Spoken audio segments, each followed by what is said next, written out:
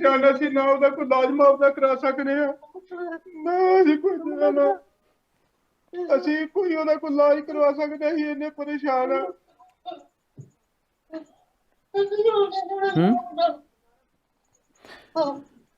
जी viewers, ਤੁਸੀਂ ਮੇਰੀ ਆਵਾਜ਼ ਉਠਾਓ ਮੈਂ ਤੁਹਾਡੇ ਅੱਗੇ ਦਰਖਾਸਤ ਕਰਨਾ ਮਿਹਨਤ ਕਰਨਾ ਤੁਸੀਂ ਮੇਰੀ ਆਵਾਜ਼ ਬਣੋ मैं बहुत मजबूर हाँ।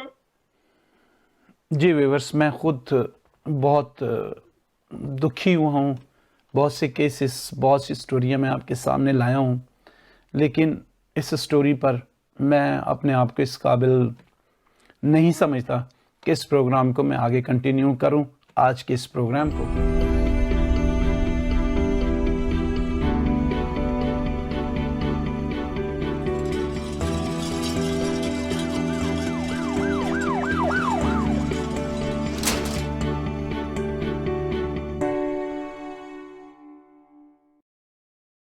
आए खुदावन, मेरा तवक्कल तुझ पर है, मुझे कभी शर्मिंदा ना होने दे, अपनी सदाकत की खातिर मुझे रिहाई दे। जी व्यूअर्स, मैं हूं गैस्पर डैनियल, आपको वेलकम करता हूं अपने प्रोग्राम 295C में।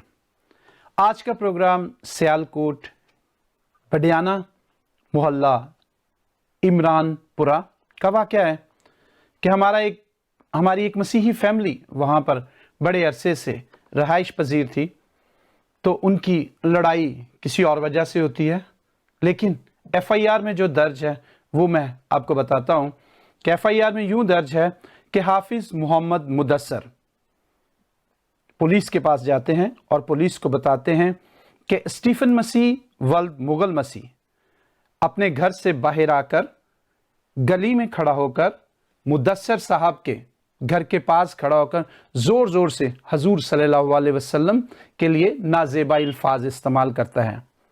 हाफिज साहब बहुत अच्छे आदमी तो उस दुनिया में, वो उनके पास जाते हैं और कहते हैं कि भाई स्टीफन इस तरह मत बोलो, लेकिन स्टीफन उनकी बात नहीं मानता। ये उनके बकौल, ठीक है, जो FIR में दर्ज है। स्टीफन उनकी बात नहीं मानता, वो और जोर जोर से चिल्लाता है और गुस्ताखाना अल्फाज कहता है। तो व्यूअर्स, ये वो स्टोरी है जो हाफिज मोहम्मद मुदस्सर ने और उसके चंद झूठे साथियों ने जाकर थाने में दर्ज करवाई और एक बेगुनाह शख्स को, स्टीफन को और उसकी पूरी फैमिली को एक मुसीबत में डाला। स्टीफन अरेस्ट हो गया और उसके बाद जो उसकी फैमिली का हाल हुआ वो हम उनकी फैमिली से ही पूछेंगे। चलते हैं उनके भाई की तरफ। मैं उनके भाई को अपने प्रोग्राम में वेलकम करता हूं। जी फ्रांसिस भाई को मैं अपने प्रोग्राम में वेलकम करता हूं। तो जी फ्रांसिस भाई, मैं आपको अपने प्रोग्राम 295C में वेलकम करता हूं। जी सलाम पेश करता हूं मैं आपको।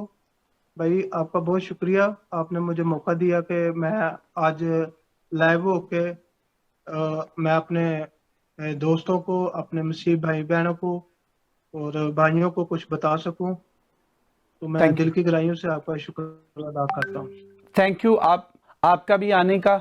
और ये पूरा मैं आपसे ये जानना चाहता हूं कि ये वाकया क्या हुआ, किस वजह से 295C स्टीफन पर लगी, ये मैं जानना चाहता हूं ताकि व्यूअर्स को असल कहानी बता सकें। भाई जी असल च ते साडा जेहड़ा ना एक कबूतरां दा एक मसला है। ਇਹ ਜਿਹੜੇ ਮੁਸਲਮ ਫੈਮਿਲੀ ਹੈ ਇਹਨਾਂ ਨੇ ਕਬੂਤਰ ਰੱਖੇ ਨੇ। ਸੈਂਟਰ 'ਚ ਸਾਡਾ ਘਰ ਹੈ, ਸਾਹਮਣੇ ਘਰ ਉਹਨਾਂ ਦਾ ਹੈ। ਉਹ ਕਬੂਤਰਾਂ ਤੋਂ ਜਿਹੜਾ ਨਾ ਸਾਡੀ ਛੱਤ ਤੇ ਆ ਜਾਂਦੇ ਸਨ, ਉਹਨਾਂ ਨੂੰ ਮਨਾ ਕੀਤਾ ਗਿਆ ਔਰ ਉਹਦੀ ਵਜ੍ਹਾ ਤੋਂ ਝਗੜਾ ਵੀ ਹੋ ਗਿਆ। ਝਗੜਾ ਹੋਇਆ ਤੇ ਫਿਰ ਉਹਦੇ ਵਿੱਚ ਕਾਫੀ ਜਿਹੜਾ ਨਾ ਸਾਡੇ ਮਾਮਲਾ ਚੱਲੇ, ਝਗੜਾ ਹੋਇਆ ਤੇ ਇਹ ਫਿਰ ਉਹਨਾਂ ਨੇ ਨਾ ਇੱਕ ਟਾਈਮ ਵਿੱਚ ਪਾ ਕੇ ਤੇ ਉਹਨਾਂ ਨੇ ਇਹ ਸਾਰਾ ਵਕੂਆ ਬਣਾਇਆ। ਅਸਲ ਜਿਹੜਾ ਝਗੜਾ ਵੇ ਉਹ ਕਬੂਤਰਾਂ ਤੋਂ ਹੋਇਆ ਕਿ ਉਹਨਾਂ ਨੇ ਕਬੂਤਰ ਰੱਖੇ ਸਨ, ਸਾਡੀ ਛੱਤ ਤੇ ਆ ਜਾਂਦੇ ਸਨ, ਫਿਰ ਸਾਨੂੰ ਤੰਗ ਕਰਦੇ ਸਨ। ਮੇਰੀਆਂ ਬੱਚੀਆਂ, ਮਤਲਬ ਕਿ ਮੇਰੀ ਬਹਿਨ ਸੀ ਉੱਥੇ, ਮਤਲਬ ਕਿ ਸਾਡੇ ਘਰ ਦੇ ਸਾਰੇ ਜੀ ਸਨ। ਇਹ ਮਤਲਬ ਕਿ ਛੱਤ ਤੇ ਜਦੋਂ ਚੜ ਜਾਂਦੇ ਸਨ ਤੇ ਲੋਫਰ, ਮਤਲਬ ਕਿ ਇਹਨਾਂ ਨੇ ਨਾਅਰੇਬਾਜ਼ੀ ਕਰਨੀ, ਫਿਰ ਉੱਤੇ ਜਿਹੜਾ ਨਾ ਹੂਟਿੰਗ ਕਰਨੀ ਤੇ ਸਾਨੂੰ ਬੜਾ ਪਰੇਸ਼ਾਨ ਕਰਦੇ ਸਨ। ਓਕੇ, ਤੇ ਇਹ ਤੁਹਾਡੀ ਛੱਤ ਤੇ ਆ ਜਾਂਦੇ ਸਨ? ਜੀ, ਤੁਹਾਡੀ ਛੱਤ ਤੇ ਚੜ ਕੇ ਸ਼ੋਰ ਸ਼ਰਾਬਾ ਕਰਦੇ ਸਨ? ਜੀ। ਓਕੇ, ਤੇ ਕੀ ਕੋਈ ਸਟੀਫਨ ਦੇ ਦਰਮਿਆਨ ਵਿੱਚ ਇਹਨਾਂ ਦੇ ਦਰਮਿਆਨ ਵਿੱਚ ਕੋਈ ਤਲਖ ਕਲਾਮੀ ਹੋਈ ਜਾਂ ਤੁਹਾਡੇ ਨਾਲ ਹੋਈ?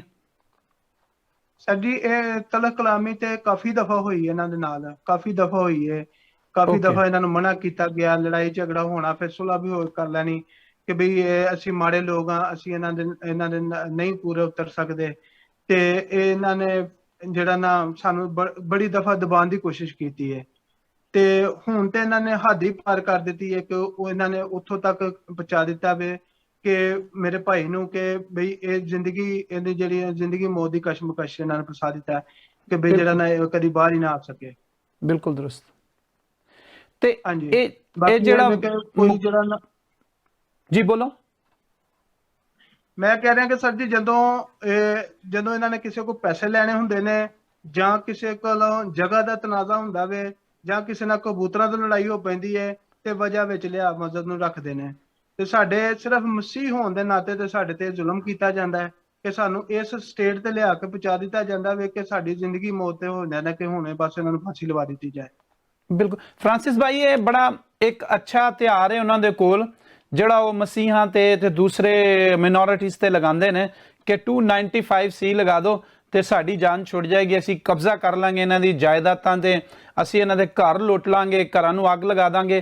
ਤੇ ਕੀ ਕੋਈ ਇੰਜ ਦਾ ਵੀ ਵਾਕਾ ਹੋਇਆ ਕਿ ਘਰ ਵੀ ਜਲਾਏ ਗਏ? ਸਰ ਜੀ ਮੇਰਾ ਘਰ ਇਹਨਾਂ ਨੇ ਸਾੜ ਛੜਿਆ, ਮੇਰਾ ਘਰ ਸੜ ਗਿਆ ਸਰ ਜੀ, ਮੇਰੇ ਬੱਚੇ ਜਲੀਲ ਹੁੰਦੇ ਫਿਰਦੇ ਨੇ ਪਏ, ਮੈਂ ਬਹੁਤ ਪਰੇਸ਼ਾਨ ਹਾਂ, ਮੇਰਾ ਤੇ ਇਹਨਾਂ ਨੇ ਘਰ ਵੀ ਸਾੜ ਛੜਿਆ, मेरी फैमिली ऐसी बहुत परेशान है।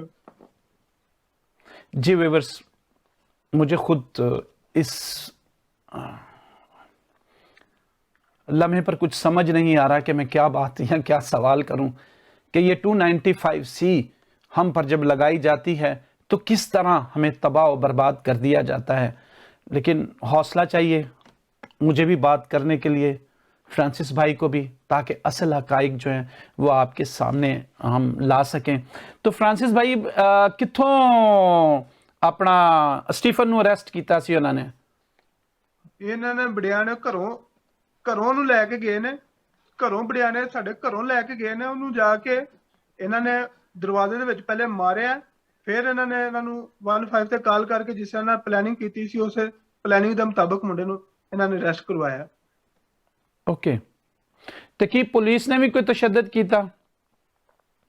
पुलिस ने भी उस टाइम तशद्दुद किया, कोई किसी ने सर जी 1.5 महीने तक सानू किसी ने मुंडे नूं मिलन नहीं दिता। ਅਸੀਂ ਪੁੱਛਦੇ ਰਹੇ ਹਾਂ ਕਿ ਸਾਡਾ ਮੁੰਡਾ ਕਿੱਥੇ ਵੇ, 1.5 ਮਹੀਨੇ ਤੱਕ ਸਾਨੂੰ ਕਿਸੇ ਮੁੰਡੇ ਨੂੰ ਮਿਲਣ ਨਹੀਂ ਦਿੱਤਾ।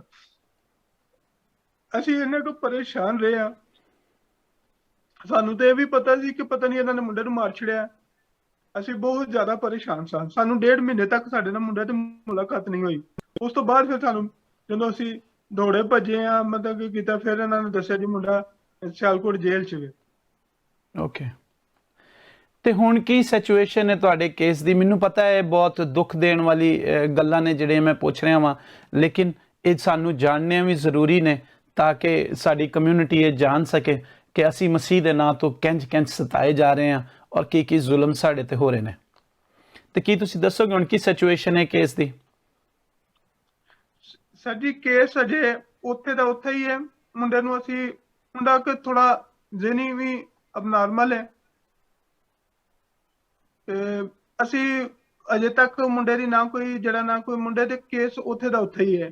ਅਜੇ 3 ਸਾਲ ਦੇ ਵਿੱਚ ਕੋਈ ਕੇਸ ਜਿਹੜਾ ਨਾ ਸੁਣਵਾਈ ਨਹੀਂ ਹੋਇਆ, ਕਦੀ ਪੇਸ਼ੀ ਤੇ ਨਹੀਂ ਆਇਆ, ਕੁਝ ਸੁਣਾਈ ਨਹੀਂ ਹੋਈ ਹਲੇ ਤੱਕ। ਸਾਡੀ ਕੋਈ ਅਦਾਰਾ, ਕੋਈ ਇੱਥੇ ਕੋਈ ਚੀਜ਼ ਸਾਡੀ ਸੁਣਦਾ ਹੀ ਕੋਈ ਨਹੀਂ, ਕੋਈ ਗੱਲ। ਸਾਨੂੰ ਇੱਥੇ ਇੰਨਾ ਕੁ ਪਰੇਸ਼ਾਨ ਕੀਤਾ ਜਾਂਦਾ ਕਿ ਜਦੋਂ ਅੱਗੇ ਲਾਉਂਦਾ ਨਾ ਸਟੀਫਨ ਮਸੀਹ ਦਾ ਨਾਂ, ਤੇ ਜਦੋਂ ਕਿਤੇ ਅਸੀਂ ਜਾਂਦੇ ਆ ਨਾ, ਉਸ ਟਾਈਮ ਸਾਨੂੰ ਐਸੀਆਂ ਨਿਗਾਹਾਂ ਨਾਲ ਵੇਖਿਆ ਜਾਂਦਾ ਵੀ ਕਿ ਅਸੀਂ ਉਹਨਾਂ ਨੂੰ ਹੁਣੇ ਮਾਰ ਦਈਏ। ਮਤਲਬ ਇਹ ਤੁਹਾਨੂੰ ਹਰ ਵਕਤ ਖੌਫ ਹੁੰਦਾ ਹੈ, ਤੁਸੀਂ ਇਹਦੀ ਪੈਰਵਾਈ ਕਰ ਰਹੇ ਹੋ, ਲੇਕਿਨ ਉਹਦੇ ਦੌਰਾਨ ਤੁਹਾਨੂੰ ਖੌਫ ਹੁੰਦਾ ਹੈ ਕਿ ਕਿਸੇ ਵਕਤ ਵੀ ਕੋਈ ਵੀ ਹਾਦਸਾ ਤੁਹਾਡੇ ਨਾਲ ਵੀ ਪੇਸ਼ ਆ ਸਕਦਾ ਹੈ। ਜੀ ਮੇਰੇ ਨਾਲ ਸਰ, ਮੈਂ ਤੁਹਾਨੂੰ ਦੱਸਣਾ ਕਿ ਮੈਨੂੰ ਕਾਫੀ ਜਿਹੜਾ ਨਾ ਸਟਲਟ ਕੀਤਾ ਗਿਆ। ਸਟਾਰਟ 'ਚ ਮੈਨੂੰ ਬਹੁਤ ਸਟਲਟ ਕੀਤਾ ਗਿਆ। ਮੈਨੂੰ ਕਰਦੇ ਸਨ ਕਿ ਮੇਰਾ ਪਿੱਛਾ ਕਰਦੇ ਸਨ, ਮੈਂ ਜਿੱਥੇ ਨੂੰ ਵੀ ਜਾਂਦਾ ਸੀ ਮੈਨੂੰ ਇੰਜ ਖੌਫ 'ਚ ਦਿੱਤਾ ਜਾਂਦਾ ਸੀ ਕਿ ਬਈ ਅਸੀਂ ਤੇਰੇ ਪਿੱਛੇ ਆ। ਤੇ ਮੈਨੂੰ ਜਿਹੜਾ ਨਾ ਕਾਫੀ ਜਿਹੜਾ ਨਾ ਪਰੇਸ਼ਾਨੀਆਂ ਦਾ ਸਾਹਮਣਾ ਉਠਾਉਣਾ ਪਿਆ। ਮੈਂ ਹੁਣ ਤੱਕ ਵੀ ਪਰੇਸ਼ਾਨੀਆਂ ਉਠਾ ਰਿਹਾ। ਕੋਈ ਮੇਰੀ ਕੋਈ ਇੱਥੇ ਸੁਣਦਾ ਨਹੀਂ, ਨਾ ਕੋਈ ਇੱਥੇ ਕੋਈ ਮੇਰੀ ਆਵਾਜ਼ ਬੰਦ ਹੈ। ਅਸੀਂ ਬਹੁਤ ਜ਼ਿਆਦਾ ਪਰੇਸ਼ਾਨ ਹਾਂ। ਤੁਸੀਂ ਘਬਰਾਓ ਨਹੀਂ ਬ੍ਰਦਰ, ਮੈਂ ਤੁਹਾਨੂੰ ਇਹ ਅੱਜ ਮਤਲਬ ਇਸ ਗੱਲ ਦਾ ਪ੍ਰੋਮਿਸ ਕਰਨਾ, ਵਾਅਦਾ ਕਰਨਾ ਵਾ ਕਿ ਜਿੰਨੇ ਵੀ ਸਾਡੇ ਵੀਵਰਸ ਨੇ, ਜਿੰਨੀ ਵੀ ਸਾਡੀ ਕੌਮ ਹੈ, ਮਸੀਹ ਕੌਮ ਹੈ, ਉਹ ਤੁਹਾਡੇ ਨਾਲ ਹੈ। ਤੁਸੀਂ ਤਸੱਲੀ ਰੱਖੋ। ਖੁਦਾਵੰਦ ਦੀ ਇਹ ਅਜ਼ਮਾਇਸ਼ ਹੈ ਜਿਹੜੀ ਸਾਡੇ ਤੇ ਆਂਦੀ ਹੈ, ਔਰ ਅਸੀਂ ਮੁਬਾਰਕ ਹਾਂ ਜਿਹੜੇ ਉਹਦੇ ਨਾਂ ਤੋਂ ਸਤਾਏ ਜਾਂਦੇ ਹਾਂ। ਠੀਕ ਹੈ, ਸਾਨੂੰ ਇੱਥੇ ਅਸੀਂ ਇਨਸਾਨ ਹੁੰਦੇ ਆਇਆ ਵਕਤੀ ਤੌਰ ਤੇ ਦੁੱਖ ਹੁੰਦਾ ਹੈ, ਲੇਕਿਨ ਸਾਨੂੰ ਫਖਰ ਕਰਨਾ ਚਾਹੀਦਾ ਹੈ ਕਿ ਖੁਦਾਵੰਦ ਯਿਸੂ ਮਸੀਹ ਨੇ ਕਿਹਾ ਕਿ ਮੇਰੇ ਪਿੱਛੇ ਆਣਾ ਤੇ ਆਪਣੀ ਸੂਲੀ ਚੁੱਕ ਕੇ ਆਓ। ਤੇ ਇਹ ਉਹ ਸੂਲੀ ਹੈ ਜਿਹੜੀ ਸਾਨੂੰ ਹਰ ਵਕਤ ਆਪਣੇ ਨਾਲ ਮਤਲਬ ਮਹਿਸੂਸ ਹੁੰਦੀ ਹੈ। ਔਰ ਖਸੂਸਨ ਪਾਕਿਸਤਾਨ ਵਿੱਚ ਰਹਿੰਦੇ ਹੋਇਆ ਇਹ ਹਾਲਾਤ ਜਿਹੜੇ ਨੇ ਸਾਨੂੰ ਕਾफ़ी ਪ੍ਰੋਬਲਮ ਵਿੱਚ ਲਿਆ ਰਹੇ ਨੇ। ਔਰ ਅਸੀਂ ਦੁਆ ਕਰਨੇ ਹਾਂ ਸਭ ਕਿ ਖੁਦਾਵੰਦ ਕਰੇ ਇਹ ਜਲਦ ਜਿਹੜੀ ਮੁਸੀਬਤ ਹੈ ਇਹ ਟਲੇ, ਔਰ ਤੁਸੀਂ ਜਿਹੜੇ ਉਹ ਖੁਦਾਵੰਦ ਦੇ ਨਾਂ ਦਾ ਸ਼ੁਕਰ ਅਦਾ ਕਰੋ। ਸ਼ੁਕਰ ਤੁਸੀਂ ਹੁਣ ਵੀ ਅਦਾ ਕਰ ਰਹੇ ਹੋ ਖੁਦਾਵੰਦ ਦਾ, ਲੇਕਿਨ ਉਸ ਦੌਰੇ ਉਹ ਵਕਤ ਵੀ ਆਵੇ ਕਿ ਤੁਹਾਡਾ ਭਰਾ ਤੁਹਾਡੇ ਕੋਲ ਆਇਆ, ਅਸੀਂ ਜ਼ਿੰਦਾ ਖੁਦਾਵੰਦ ਦੇ ਮੰਨਣ ਵਾਲੇ ਹਾਂ, ਜਲਦ ਤੁਹਾਡੇ ਨਾਲ ਹੋਣਗੇ। ਅਸੀਂ ਸਭ ਦੁਆ ਤੁਹਾਡੇ ਲਈ ਕਰਾਂਗੇ, ਹੋਰ ਵੀ ਖੁਦਾਵੰਦ ਬਿਹਤਰ ਕਰੇਗਾ। ਤੇ ਮੈਂ ਜਾਣਨਾ ਚਾਹ ਰਿਹਾ ਸਾਂ ਤੁਹਾਡੀ ਘਰੇਲੂ ਸਿਚੁਏਸ਼ਨ ਇਸ ਵਕਤ ਕੀ ਹੈ, ਕੀ ਮਤਲਬ ਵੀ ਤੁਸੀਂ ਚਾਹੁੰਦੇ ਹੋ ਕਿ ਸਾਡੇ ਵੀਵਰਸ ਔਰ ਸਾਡੇ ਸਾਥੀ ਜਿਹੜੇ ਨੇ ਉਹ ਵੇਖਣ ਵਾਲੇ ਤੁਹਾਨੂੰ ਸਪੋਰਟ ਕਰਨ। ਮੈਂ ਤੁਹਾਨੂੰ ਦੱਸ ਰਹਾ, ਤੁਸੀਂ ਵੇਖੋ ਮੇਰੇ ਘਰ ਦੇ ਹਾਲਾਤ ਵੇਖੋ, ਮੇਰੇ ਬੱਚੇ ਵੇਖੋ, ਮੇਰੀ ਵਾਲਦਾ ਵੇਖੋ, ਤੁਸੀਂ ਜਨਾਨਾ ਮੇਰਾ ਮੈਂ ਕੈਮਰਾਮੈਨ ਅੱਗੇ ਰਿਕੁਐਸਟ ਕਰਾਂਗਾ ਕਿ ਉਹ ਜ਼ਰਾ ਥੋੜਾ ਜਿਹਾ ਮੇਰੇ ਵੀਵਰਸ ਨੂੰ ਵਿਖਾਏ ਕਿ ਕੀ ਸਿਚੁਏਸ਼ਨ ਹੈ। ਜੀ ਵੀਵਰਸ, ਵਾਲਦਾ ਨੇ, ਅਸੀਂ ਇੰਨੇ ਕੁ ਪਰੇਸ਼ਾਨ, ਅਸੀਂ ਨਾ ਉਹਦਾ ਕੋਈ ਇਲਾਜ ਮੁਆਵਜ਼ਾ ਕਰਾ ਸਕਦੇ ਹਾਂ, ਨਾ ਅਸੀਂ ਕੋਈ ਉਹਦਾ ਕੋਈ ਇਲਾਜ ਕਰਵਾ ਸਕਦੇ, ਅਸੀਂ ਇੰਨੇ ਪਰੇਸ਼ਾਨ ਆ।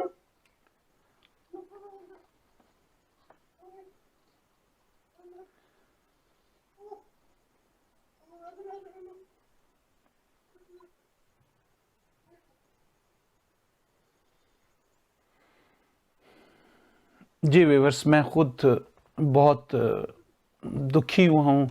बहुत से केसेस, बहुत सी स्टोरियाँ मैं आपके सामने लाया हूँ, लेकिन इस स्टोरी पर मैं अपने आप को इस काबिल नहीं समझता कि इस प्रोग्राम को मैं आगे कंटिन्यू करूँ, आज के इस प्रोग्राम को।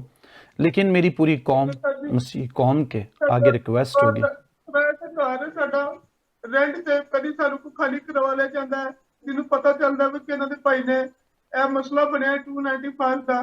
ਸਾਡੇ ਕੋਲ ਮਕਾਨ ਆ ਤੀਸਰਾ ਮਕਾਨ ਅਸੀਂ ਖਾਲੀ ਕਰ ਚੁੱਕੇ ਹਾਂ, ਕਿਰਾਏ ਤੇ ਘਰ ਹੈ। ਅੱਗੋਂ ਇੰਨਾ ਕੁ ਐਡਵਾਂਸ ਮੰਗਦੇ ਨੇ ਕਿ ਸਾਡੇ ਕੋਲ ਤੇ ਅਸੀਂ ਅੱਗੋਂ ਹੋਰ ਤੋਂ ਘਰ ਕਿਰਾਏ ਤੇ ਲੈ ਨਹੀਂ ਸਕਦੇ।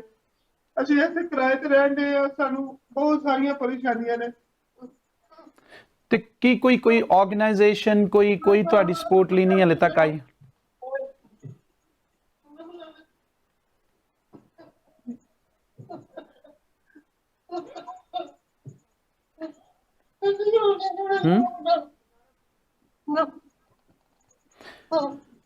जी व्यूअर्स, मेरी वालदा हर टाइम रोंदे ने कि मेरे बेटे नूं मेरे नाल मिलाओ, और मैं मजबूर हाँ, मैं नहीं मिला सकता, मेरे वास्ते लोग नहीं। तुही मेरी मदद करो, मेरे सारे भराओ, तुही मेरी कलीसिया, तुही मेरे मजहबी रहनुमा, तुसी मेरी मदद कर सकते हो। तुसी साडे हालात वेखो, साडी मदद करो। मेरे भाई वास्ते तुसी आवाज उठाओ। मैं चाहना कि तुसी मेरी आवाज उठाओ। मैं तुहाडे अगे दरखास्त करना, मिन्नत करना, तुसी मेरी आवाज बढ़ो। मैं बहुत मजबूर हाँ। फ्रांसिस भाई बहुत बहुत शुक्रिया। जी व्यूअर्स, मैं इस सिचुएशन को देख के, इस केस को देख के तो मैं खुद इतनी हिम्मत हार गया हूँ कि मैं इस प्रोग्राम को आगे थोड़ी मतलब कंटिन्यू नहीं रख सकता। लेकिन पूरी मसीही कौम से मेरी इल्तिजा है, अपने व्यूअर्स से, कि प्लीज़ आगे बढ़ें, हेल्प करें ऐसे लोगों की जो कि वाकई में ही बड़ी मुश्किल से अपनी ज़िंदगी बसर कर रहे हैं। क्योंकि आज वो दिन है, आज वो वक्त है कि जहाँ पर कहा गया कि तू अपने पड़ोसी को अपने बराबर प्यार कर। ये हमारे भाई इस मुश्किल में है। मैं तमाम व्यूअर्स से तमाम दुनिया में बसने वाले मसीहों से इल्तिजा करता हूँ कि प्लीज़ कदम आगे बढ़ाएं और फ्रांसिस की और उसकी फैमिली की हेल्प करें ताकि ये इस मुश्किल से जान छुड़ा सके। और खुदावंद से हम दुआ करते हैं कि खुदावंद प्यारे बाप, तू जल्द इस मुसीबत को इनसे टाल ताकि ये अच्छे तरीके से अपनी ज़िंदगी गुजार सकें। जी व्यूअर्स, मैं अब आपसे इजाज़त चाहता हूँ। खुदा हाफिज़। देखते रहें BTL टेलीविज़न। खुदावंद आप सबका मुहाफिज हो।